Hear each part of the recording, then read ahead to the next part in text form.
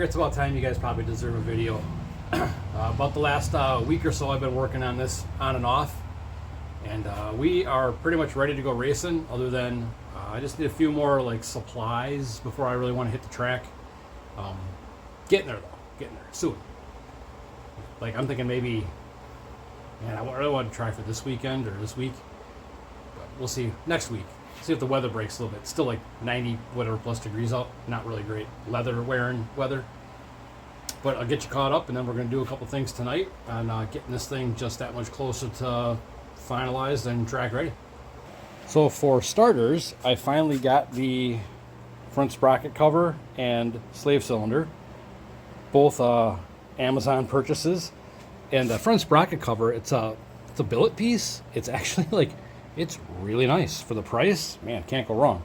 And the factory 03 1000 speedo sensor went right in. So apparently that's interchangeable between a Busa and a 1000. But so now I actually have a functional clutch. So everything's buttoned up and bled out. A couple things I need to address are my boost clamps here. So these clamshell clamps, there's, you know, obviously there's O-rings and a sleeve in there, but this clamp, the other night I was working on my two-step tune, and I looked down and this clamp was loose, and there was a pin laying down here. Well, the pin that works as the hinge, it's just got knurling on one end, and it's pressed into that first aluminum part, and then that's all it holds that in there. Well, the knurling must have been on the bottom side. This vibrated or whatever, it was loose. It dropped the pin and the clamp came loose. So what I'm going to do is, because there's 3 of these on the bike, one here, and one right here, what I'm going to do is I'm going to pull all them clamps off, and I'm going to take a hammer and a punch. I'm going to peen over both ends so that physically can't move ever again. I'm not worried about it hinging, because it'll still be hinged because it'll pivot off the centerpiece. But that way that'll be, you know, that'll be more secure. I'm going to pull the diaper off and double check. There's nothing leaking on this bike. I'm pretty, you know, ecstatic about that. But what I'm going to do is pull the diaper off and probably drop the oil pan and look through the oil, just kind of start looking through stuff. I've already gone through a tank and a half of fuel on this, just doing startup, idle, rev, and then I recently got into doing a bunch of two-step testing. Because of having the clutch, I can actually pull the clutch, get the two-step active, and then work on that. And the other night, I'll insert a little video in here.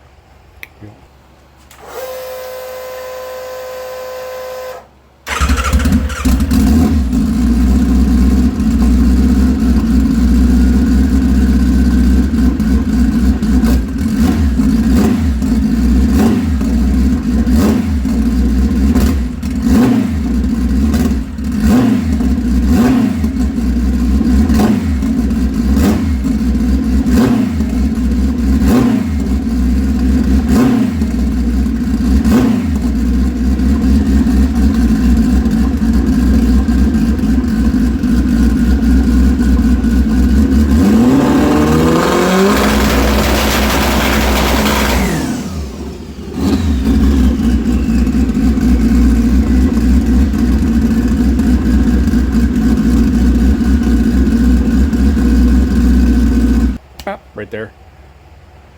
So anyway, that was 6,200 RPM, and it held 7 pounds of boost, and that was with only 4 pounds on the dome on the gate. So over here, this guy, so I only had 4 pounds coming out of my boost control solenoids, so that's pretty good, not bad. I'm gonna probably turn that down a little bit for the first test session. I'll probably only be leaving on maybe 5 pounds, see what we get out of it, because I'm man, this thing's getting filthy sitting here, getting it all schmutzed up. But anyway, yeah, so I'm pretty sure this thing on motor makes more power than my other bike did on motor. So, you know, there's 300 more cc's here, so the boost comparison, motor comparison, like there's nothing really is going to transfer over. So we need to see what this thing is going to want. So if 5 pounds is too much or too little, we won't know until we try. But I think 5 should get me in the ballpark, because the other bike I used to leave pretty consistently on 8. If track was real good, I'd leave on 10 to 12. I never really leaned on that motor all that hard. It just, I wore it out by just going through used parts too much. But this thing, we're going to start with 5 pounds on the leave. 6,000, 6,200, somewhere in there, I think will be a good start. Because we got a lot of things we got to dial in. You know, clutch, launch, chassis, all that stuff's going to be a little bit different. But that's my plan for tonight here. And somebody had asked about these turnbuckles down here. So they go to these little brackets that the straps run through for the diaper. So what that does is, instead of having to have these brackets mounted on the motor somewhere and then lacing nylon straps up through some hot stuff, and every time I want to take the diaper off, having to unlace everything can be kind of time consuming and a pain in the ass. So all I need to do with these turnbuckles is just spin them loose, unhook them, and then I got a quick release strap in the middle right here that I just made out of some old, I don't know, that buckle might have came with like a camera case or something, but I got some strap, it's bolted on, and then that's what keeps the bottom up nice and tight.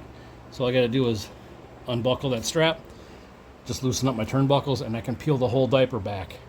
So it just saves some time. I had it set up the same way on the 1000.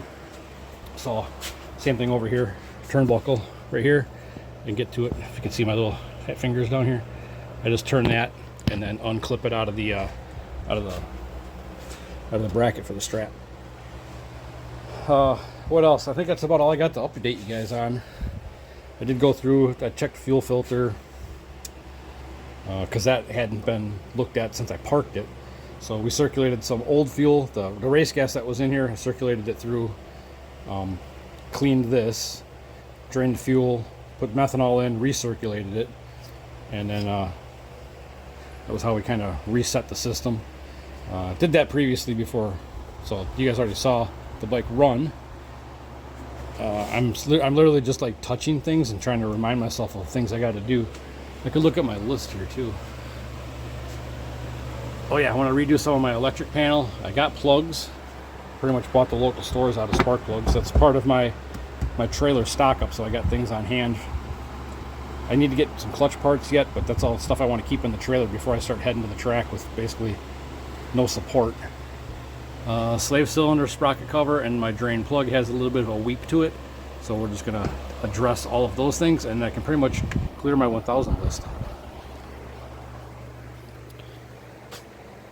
I think we need to just get to working on some stuff now. Also, I don't know if you noticed this in the corner when I was looking at this, but that I finally got batteries charging. I've been cranking on the bike and starting to do my two-step tests. The batteries were still in storage mode from the last time it ran almost a year ago. So we're just topping off batteries and a little balanced charge setup. Got these two going. I got 2 more in the bag. But the charger will tell me if they're bad or not. As long as that charger doesn't fault out and tell me something's goofy, then batteries will be good for another season. Still one of the best little tricks I ever did was convert the bike over to running them batteries. Just literally maintenance free, other than, you know, charging them. But once they're charged, that's an entire night of racing. Also, you may have noticed this. I actually got myself a legit gas mask. It came with particulate filters and actual gas filters, like noxious fumes filters. This thing works awesome. I was out here last night working on the two-step for this thing for about an hour. The garage door was shut because the neighbors are, you know, they're a ways away, but this thing is like a megaphone in the garage headed that way. But I didn't want the neighbors to really get disturbed. It was like 9:30, you know, getting late. And I was out here for an hour wearing that mask. While it's not the perfect world to be just in a garage with methanol fumes, that let me work and get some stuff done. Sort of like worst case scenario circumstances where I just wanted to try some things and do some stuff and not worry about disturbing the neighbors and have to have the door open and the fans going crazy. But yeah, it was like 30 bucks Amazon. It's not the top of the line, best of the best, but it works fucking phenomenal. I could not smell or taste or breathe any of the methanol fumes, and if you've been around a methanol bike before, you know how bad that can get. And yeah, so when I was wrapping up for the night, I was putting stuff away. I got the laptop, you know, shut, put some tools away while still wearing the mask because I knew there was going to be some fumes in the garage, and I took that off to go inside, and I about gassed myself up by the time I made it to the door. So I know that thing was working overtime. So yeah, Amazon, get yourself one if you got to do any methanol tuning.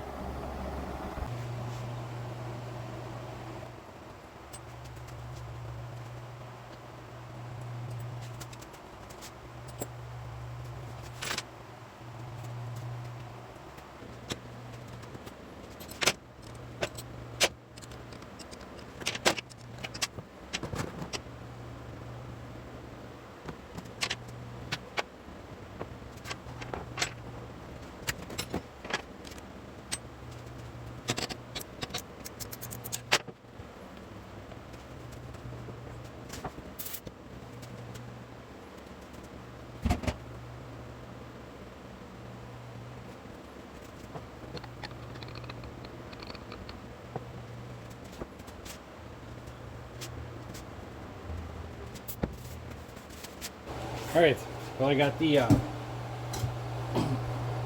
drain plug out of the oil pan. I got the filter off, and I'm going to go ahead and pull this apart and look for anything suspicious from basically the first real startup and runtime it's had on it. So we'll see what we get.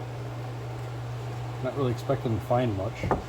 Maybe a little bit of just fresh motor garbage, or I should say fresh assembly, because I was in there poking around, so I stirred up some stuff. So far, look in there, nothing hanging around for chunks. Just give that a quick wipe, set her aside.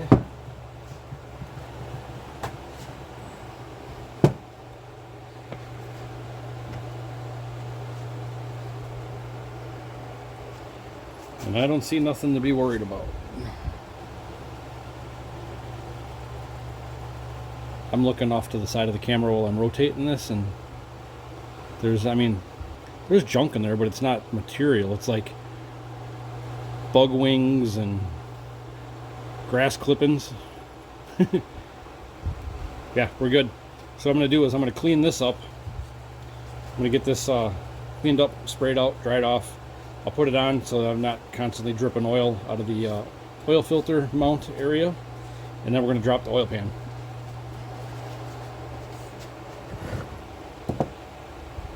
But I'm going to handle this over at the solvent tank, where I can make a bigger mess.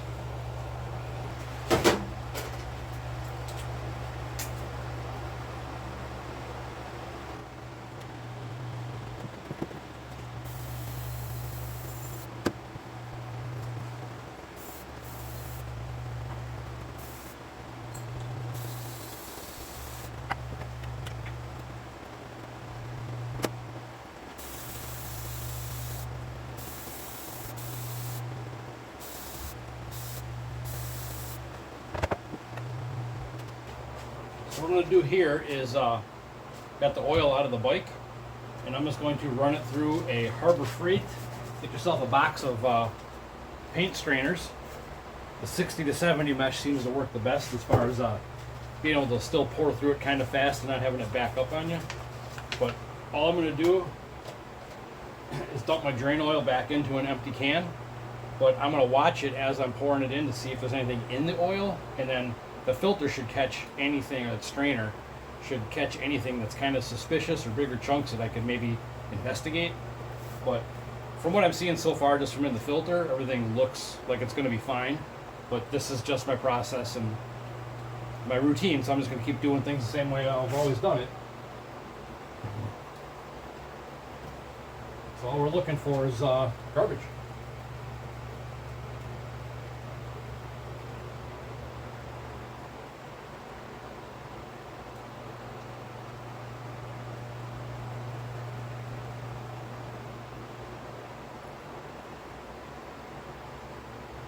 I'm fully expecting to see like little pieces of junk, just like dirt and crap that gets in the motor, just because of how much work I did on the bike while the motor was sitting in there, and just, you know, shit moves around, shit gets into little openings.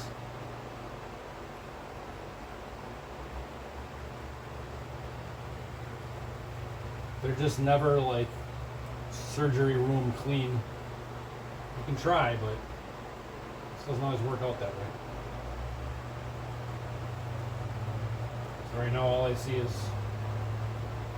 just a minimal amount of just typical motor inside garbage.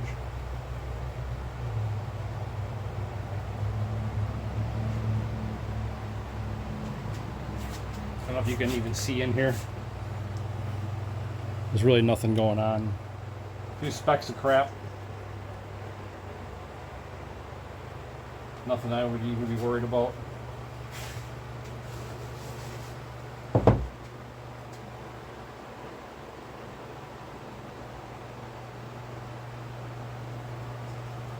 Yeah, nothing. So I'm gonna go ahead and I'm gonna call it good. We'll dump the pan and really look, because I dump the pan every time, just my routine.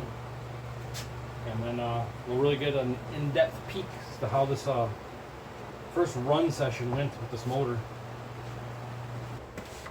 Now we are going to go ahead and drop the oil pan.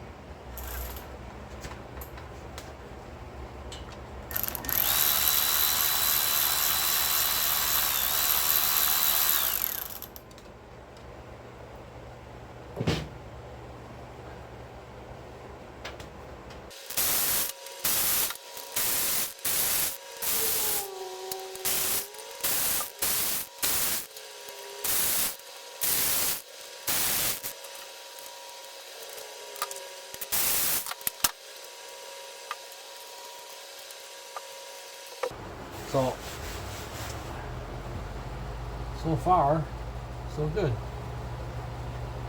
Again, like there's nothing in here. That's like a little piece of gasket.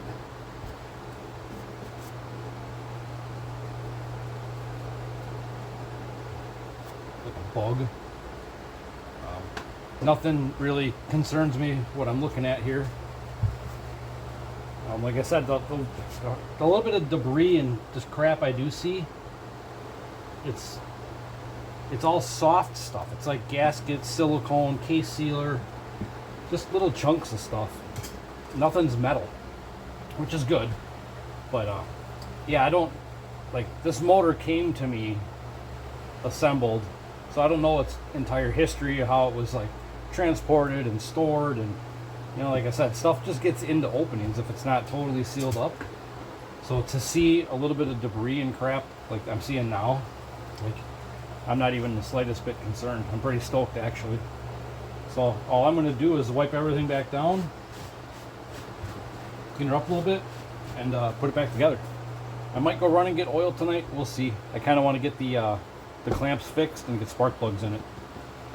So for now, we'll go back to the solvent tank and get this cleaned up. So I got the oil pan and diaper all back on and wrapped up, and my battery in my phone decided to die, so I put it on the charger for a few minutes. But in the meantime, I went ahead and fixed the pins on these guys. Pin there, get you in there a little better. Pin right there, and then up in here. This must be an updated clamp because that pin was a little different in that one, but I pined it over anyways. And then I got the last one to do here, but I figured I'd show you what I'm doing. It's like an updated version. Like these already got kind of a mushroomed over head on them. Both sides are kind of pined a little, but what I'm going to do is take my punch and just hit both sides, basically right at the seam between the pin and the aluminum. I'll do both sides. I'll just give her a couple dimples, and then we won't have to worry about it ever again for any reason.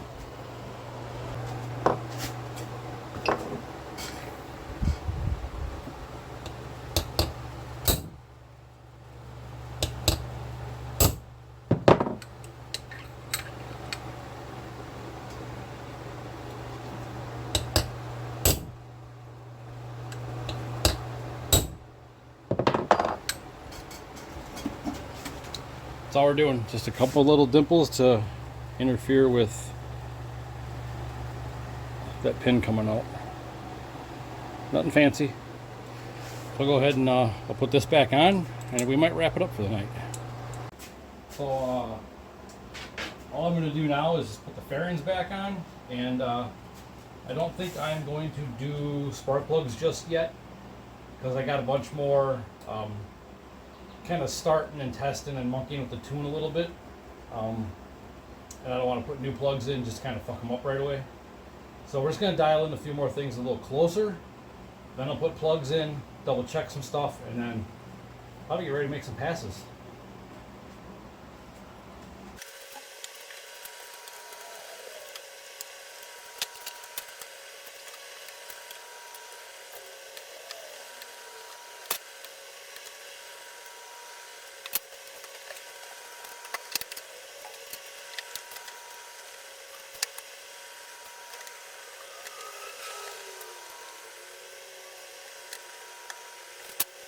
It just looks right when it's together. Love it. One thing I did notice is that I think from doing all my two-step checks, it must have moved a little bit. This clamp right here for my wastegate dump is not holding that pipe tight. I can actually take this and I can move it a little bit, and the clamp is bottomed out. So I think I'm going to look at getting a new clamp to hold that a little more secure, just a little V-band style. But yeah, I just noticed it was in a little bit, so I think it was getting pushed in a little. But other than that, I love it when it's all back together, looking shiny and good. So that's probably gonna do it for now. I think it's coming up on what's the clock? There it is. A little bit after 8 o'clock right now. I'm gonna actually go run and get oil because 4th of July weekend is this weekend, and I don't want to deal with crowds anywhere really. So I'm gonna make a late night run and go get some oil quick, and then I just have it. Starting to get my surplus of stuff kind of built up for maintenance side of things now, because it's not just about racing the things. You got to have the parts and supplies to kind of support it. But we're down to nickels and dimes here, just looking for little things and tightening stuff, adjusting things, like a pin falling out of that clamp. That was a new one for me. So yeah, we'll just keep going over some stuff. A viewer from the channel, Darren Anderson, I owe you big. He's sending me a bunch of brand new Hayabusa clutch steels, which I desperately need because I have none. The only clutch I have is what's in the bike, and I got a few extra fibers from that. So that's really what I need to get built up before I really start like testing 2-3 nights a week again, like we used to do. I got to get my clutch surplus built up, and that's going to be a huge help with what he's sending me to sort of campaign this thing and maintain it. Time and money are very tight and very limited. But yeah, that's it for now. I'm probably going to next video, I'd imagine. I'm going to go through the tune, a few things I want to address and touch up, and then I'm going to probably I'm going to pour a puddle in the driveway, and we're going to do a burnout. We're going to check my burnout mode, my RPM settings for that, and then probably going to do a makeshift launch like I would at the track. Put it up on the two-step and let her fly and see what happens. Sort of some driveway hole shot, no prep testing. Actually, I have a bottle of stripper glitter. I could pour a puddle in my driveway. It's just asphalt, and I'm the only one that uses it. It's not like anybody's going to care. We'll see. Might be kind of fun to do. But yeah, that's going to be it for now. Yeah, pretty happy with how this is going. So we'll see you in the next video. Hopefully, maybe we're doing some driveway burnouts. We'll see.